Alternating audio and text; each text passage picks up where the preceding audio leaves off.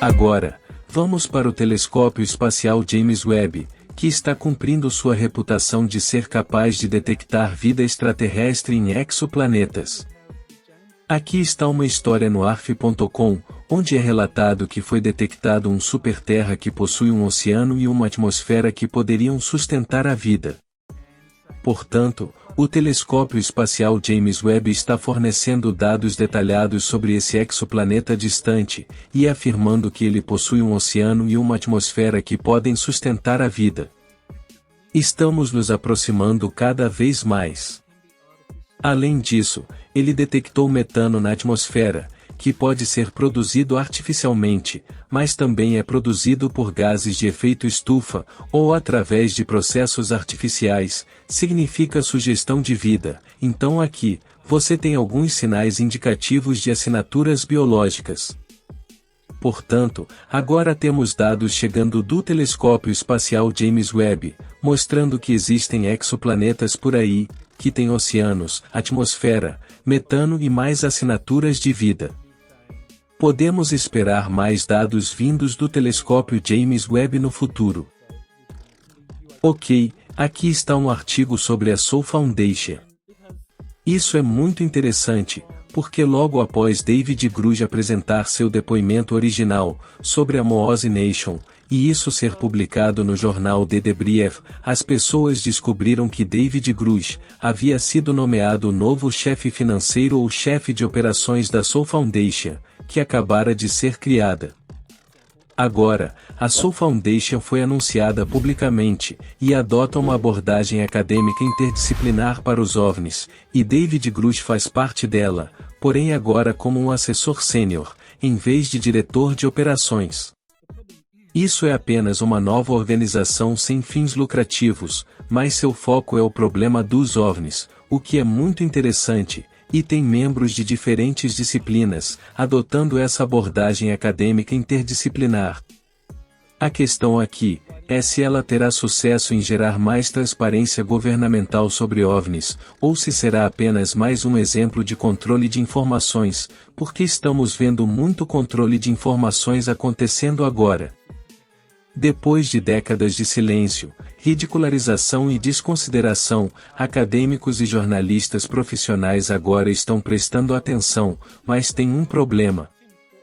O problema é que são novatos no campo, não conhecem a literatura e não estão familiarizados com todos os dados que remontam aos anos 40. Eles estão buscando atalhos, alegando que são profissionais, que têm experiência, escrevendo artigos para grandes jornais, fazendo parte dos principais jornais, ou da cena das grandes redes de televisão, ou estivemos envolvidos em grandes grupos de reflexão, ou na CIA ou em grandes organizações por décadas. Portanto, estamos trazendo rigor acadêmico ou rigor científico para esta nova disciplina de UAPS. E, para nos distinguirmos dos teóricos da conspiração com chapéus de alumínio que, como se constatou, estavam certos o tempo todo de que a questão dos OVNIs era real e remonta aos anos 40, eles vão se distinguir desse grupo, incluindo a mim, dizendo que vão adotar, no caso da Soul Foundation, uma abordagem acadêmica interdisciplinar. Eles vão trazer os melhores acadêmicos para fazerem parte disso, e essencialmente, vão realizar uma forma leve de controle de informações. Bem, não sei se existe uma forma leve de controle de informações, mas eles vão exercer algum tipo de controle, afirmando que esses são dados científicos aceitáveis, ou dados rigorosamente examinados, e filtrados que mostram que a questão dos UIPS é genuína. Eles vão aplicar esses tipos de filtros aos dados. Isso será a Soul Foundation. Agora, você sabe, se isso significa que teremos pessoas olhando apenas para o fenômeno UIP, no caso de outra organização sem fins lucrativos, a Galileo Foundation, criada na Universidade de Harvard, e sob o controle do professor Avilo, isso ainda está por ser visto. Também está baseada no Departamento de Astronomia, e adota uma abordagem interdisciplinar, mas é claramente um exercício de controle de informações focado puramente em relatórios de UIP, focado unicamente em gerar dados cientificamente rigorosos sobre os UIP, obtidos por meio de instrumentos calibrados. Estamos falando de telescópios e instrumentação de alto nível, e relatando isso. Essa será a ênfase do projeto Galileu com a Sol Foundation. Com relação à Sol Foundation, parece que eles estão abordando a questão de forma mais profunda, pois estão muito interessados em dados relacionados a projetos de engenharia reversa de UIPS. Isso é algo que David Grush traz para a mesa com sua expertise, e parece que eles vão buscar dados relacionados a essas operações de recuperação de UIPS. Isso será muito interessante, ainda que seja uma forma de controle de informações, eu acredito, porque essas pessoas vão se concentrar nos novos dados fornecidos por esses novos denunciantes, como David Grush, indo ao Congresso e fazendo relatórios ao Congresso. Eles vão se concentrar nesse nível, em vez de examinar os dados de gerações anteriores de denunciantes, como o Coronel Philip Corso, ou indo ainda mais longe, pessoas como Phil Schneider ou Clifford Stone, e muitos outros, como Len Stringfield, que emitiram relatórios sobre a situação de OVNIs. Voltando aos anos 1980, eles não vão examinar nada disso, porque não estão interessados nisso. O que eles estão interessados são relatórios de OVNIs, ou depoimentos de denunciantes que sejam admitidos, ou aceitos pelo Congresso como genuínos. Então, acredito que essa será a abordagem da Sol Foundation. Será mais uma forma de controle de informações, mas pelo menos eles estarão examinando algo importante, que são esses projetos de engenharia reversa. Isso é a Sol Foundation. Ok, então este foi um artigo escrito por um advogado internacional que examina o UAP, Disclosure Act, que foi incorporado na Lei de Autorização de Defesa Nacional para 2024, e que atualmente está em processo de aprovação. O Senado já aprovou, agora cabe à Câmara aceitar o UAP Disclosure Act, conforme está na Lei de Autorização de Defesa Nacional de 2024. Este é o artigo de um advogado internacional aqui. Podemos apenas passar para isso. Revelação de OVNIs, a lei mais significativa da história humana, é um artigo muito bom de um estudioso de direito internacional indiano, Ram Chakrabarti, que examina as diferentes disposições no UAP Disclosure Act, e as analisa do ponto de vista do direito internacional. Ele aborda muitos aspectos desse ato, e deixe-me ver, se posso encontrar um que possa ser de interesse. Bem, o domínio eminente é discutido neste artigo. É um artigo bastante longo, então não vou tentar passar por isso. Ele discute o domínio eminente, como os diferentes comitês revelarão essa informação, e para quem ela estará disponível, o papel do presidente dos Estados Unidos na supervisão, o conselho de revisão que será criado no âmbito dos arquivos nacionais, que tipo de poder eles têm, quem tem a custódia real desses UFOs recuperados, que estão sob posse de diferentes corporações, será o governo ou serão as corporações? Quais são as questões legais relacionadas a isso, dado que as corporações provavelmente obtiveram a posse, porque digamos, havia uma organização que fazia parte da Força Aérea, como o Projeto Mundast, ou o Projeto Blue Fly, que era uma operação de recuperação de acidentes comandada pela Força Aérea que teria recuperado essas naves de todo o mundo. Elas teriam sido levadas para lugares como a base da Força Aérea de Wright-Patterson primeiro para estudos iniciais, e depois Wright-Patterson teria repassado para uma corporação como a Lockheed Martin, Northrop Grumman ou Raytheon para examinar diferentes aspectos dela, você sabe, diferentes aspectos daquela nave recuperada de Crest. Então, quem a possui?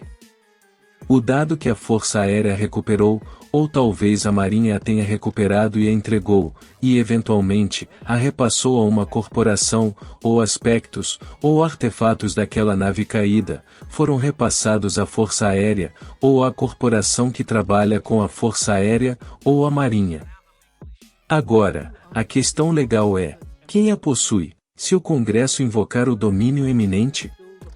A corporação a possui, ou ela ainda é propriedade da Marinha dos Estados Unidos, ou da Força Aérea dos Estados Unidos, que a recuperou originalmente, e depois entregou a uma corporação para estudo de engenharia reversa?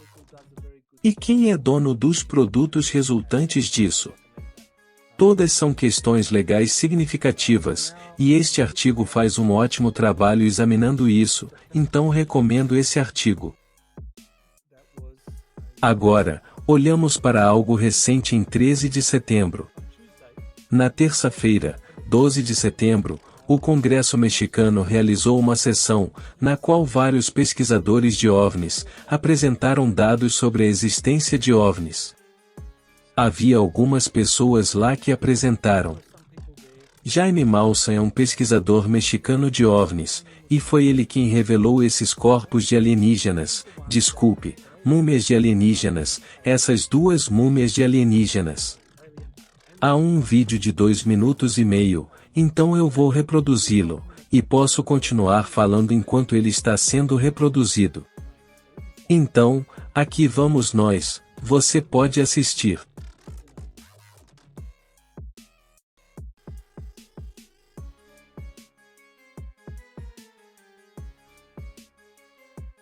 O Congresso do México revelou esses espécimes de múmias de 1000 anos que estavam em exibição. Essas múmias não são novas, foram encontradas pela primeira vez em 2017, e Jaime Maussan e a Gaia TV se envolveram na análise delas, fornecendo financiamento para diferentes cientistas conduzirem um exame dessas múmias.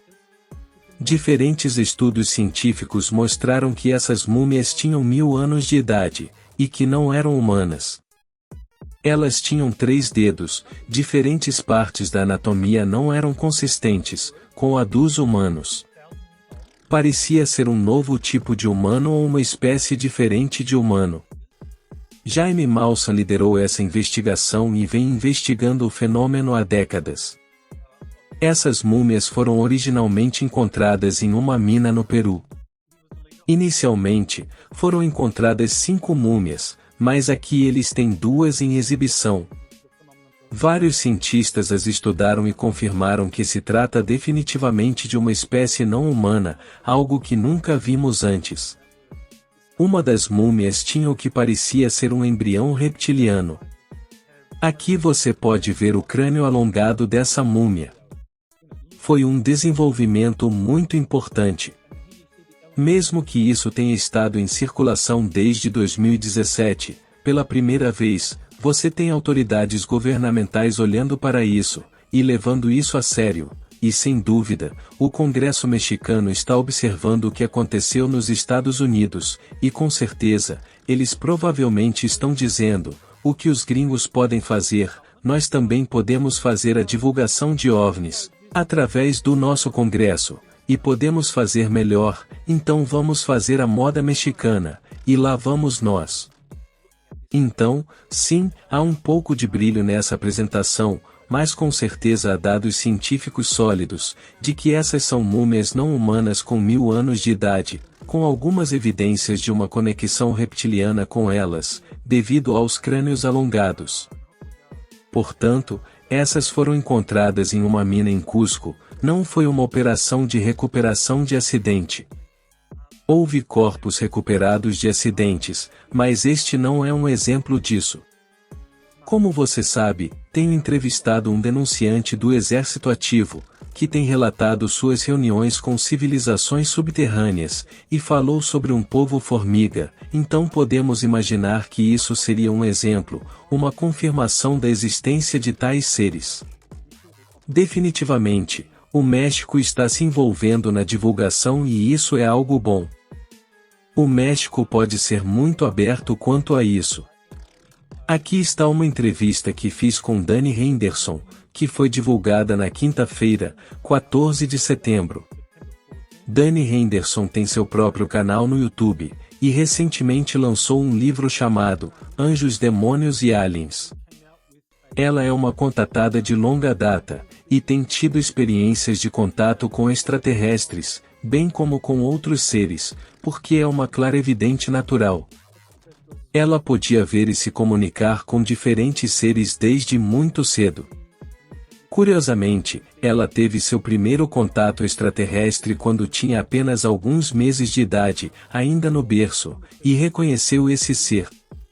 Mais tarde, ela percebeu que era o mesmo ser, com o qual Helena Danaan teve contato. Ela é uma anexa de um desses extraterrestres, que fazem parte do Conselho dos Cinco, conforme relatado por Helena Danaan. Ela teve uma vida inteira de contato com esses diferentes seres, interagiu com seres angelicais, entidades demoníacas e alienígenas. Acredito que esta entrevista seja muito importante, pois muitos cristãos estão agora se interessando por esse fenômeno, e devido à doutrinação, muitos deles associam extraterrestres quase instintivamente a demônios. É muito importante que eles entendam que existem diferentes categorias de seres aqui, como seres angelicais de dimensões elevadas, alguns podem chamá-los de celestiais, ultraterrestres, angelicais. Existem demônios, entidades demoníacas, algumas pessoas podem chamá-las de anjos caídos, ou vigilantes. Existem seres assim também, e existem extraterrestres que têm naves espaciais, naves metálicas, ou naves orgânicas que voam ao redor. Precisamos começar a nos educar para entender que são todos grupos diferentes. Se você começar a generalizar qualquer tipo de fenômeno, como demoníaco, só porque não se encaixa em seu quadro bíblico, estará cometendo erros, e não queremos isso. Portanto, acredito que Dani Henderson faz um bom trabalho ao apresentar esses diferentes grupos. Sendo ela uma vidente natural, vale muito a pena assistir a essa entrevista. Ela também é organizadora da conferência Conexão de Informantes Espirituais Galácticos, que acontecerá de 20 a 22 de outubro em Orlando, na Flórida. Você pode acessar o site galacticspiritualinformers.com para saber mais sobre isso.